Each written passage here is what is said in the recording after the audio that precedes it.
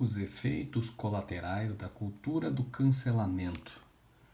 A onda de boicote a empresas não sustentáveis nem sempre gera os benefícios sociais esperados, revela estudo do Prêmio Nobel Oliver Hart em parceria com Luigi Zingales e Eleonora Brocardo. Os economistas estão dizendo aqui que nem sempre o boicote ou o cancelamento vai resolver ou vai trazer os benefícios sociais esperados. Vamos falar um pouquinho sobre isso.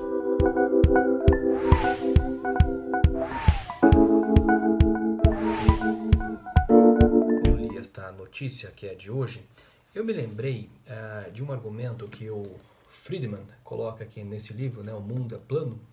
Thomas Friedman fala isso, e até achei engraçado porque eu abri o livro aqui, achei um bilhete de 2008, quando eu li esse livro. Eu estava vindo de Recife para São Paulo.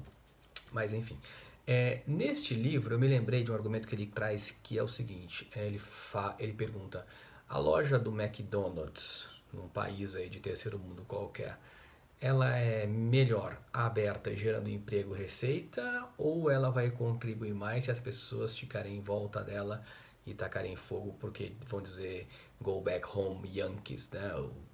Ou seja, porque é americano, é hambúrguer, eu não vou consumir e isso vai ser a solução. Será que isso seria a solução de fato para a questão da desigualdade social? Será que a gente resolveria a desigualdade social assim, ou seria melhor que a loja do McDonald's estivesse funcionando?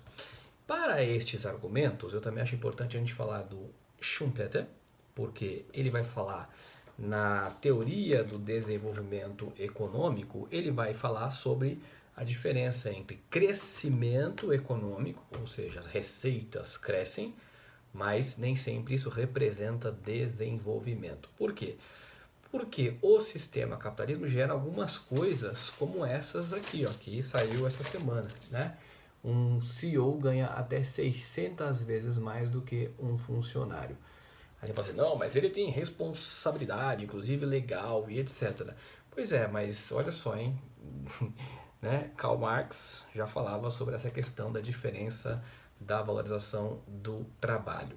E, mais importante do que isso, também tem ideias aqui neste livro, também do Schumpeter, que ele vai falar do capitalismo, socialismo e democracia.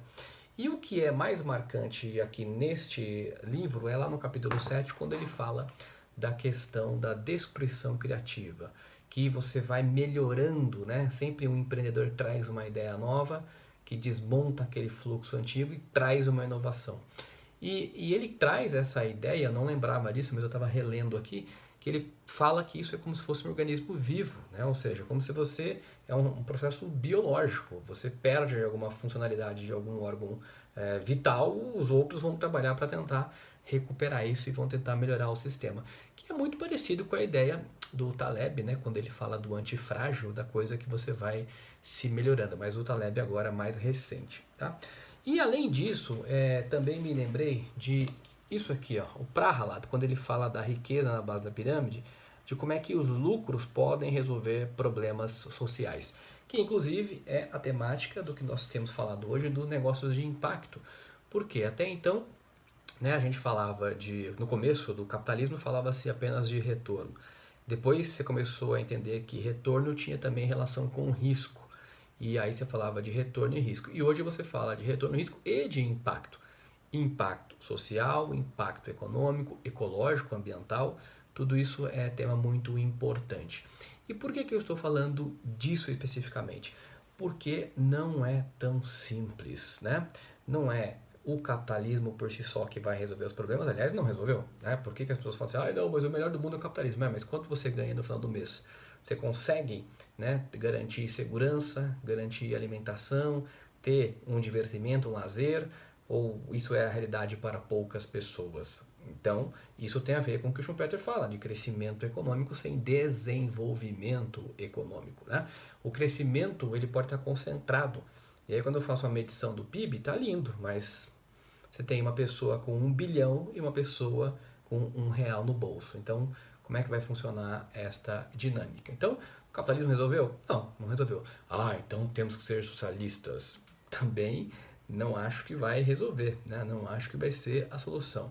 Ah, então você é um comunista. Aí você já começa a partir para ignorância e para completa falta de compreensão dos termos, porque isso aí já é outro elemento, não tem nada a ver com o que nós estamos discutindo aqui, né?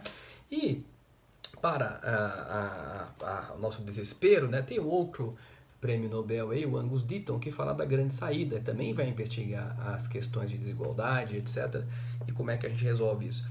E eu não acho, né, que a gente tem que reinventar um sistema. Eu acho que a gente tem que aprimorar, como o próprio Schumpeter fala da destruição criativa, né? Esse dia eu estava conversando com a minha mãe, por exemplo, sobre o plástico, né?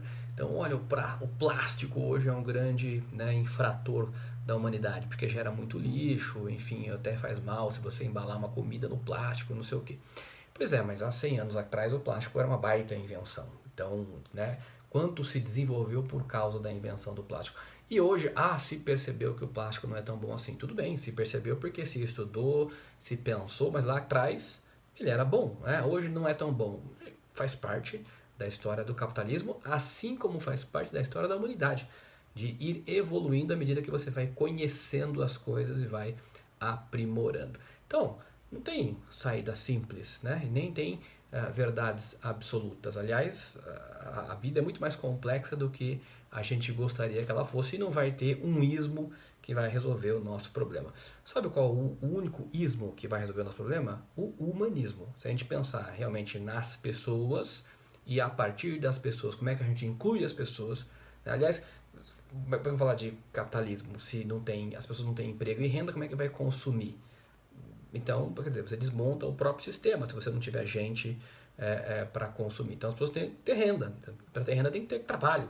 Então você não pode concentrar tudo na mão de poucos, né? Então, não o próprio sistema não roda. E aí dá margem para as brutalidades, né? De excluir as pessoas, porque já que, né, a farinha é pouco, meu pirão primeiro. Que aí fica a luta pela sobrevivência, o puro egoísmo, que é onde salta no ser humano a sua pior parte, que é aquilo que o Rousseau vai falar também, inclusive, sobre, né, a diferença entre os homens, a educação, o caminho para a civilidade é através da educação, e a educação é uma briga constante entre a barbárie e o conhecimento, né? Então a gente vai ali fazendo pequenos progressos e que de vez em quando, por alguém se manifestar por um mero sentimento de ódio contra o outro, né, ou contra uma minoria, ou porque perdeu o emprego e por isso é culpa do imigrante, ou por culpa, né, do outro que é de outra origem, enfim, essas xenofobias que vão surgindo no mundo sempre que a economia entra em recessão,